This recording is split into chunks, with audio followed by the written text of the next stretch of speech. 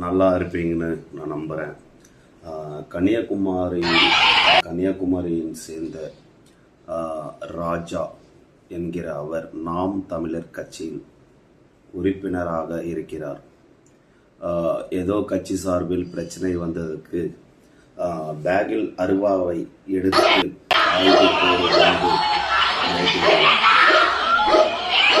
இதுக்கு சப்போஸ் உயிர் பலி ஆயிருந்தா அதுக்கு யார் பொறுப்பு? என்ன நடக்கிறது? ஏன் இந்த பிரச்சனை? அருவாவை எடுத்து போற அளவுக்கு ஆயுதம் ஒரு தீர்வா? சீமான் கட்சியிலிருந்து ஒரு நல்ல பேச்சாளர் அவர். ரவுடிசமும் ஏன் இப்படி நடந்தது? என்னைக்குமே ஒரு பிரச்சனை ஆயுதம் தீர்வு ஆகாது. மக்களே, வீடியோவை பாருங்கள்.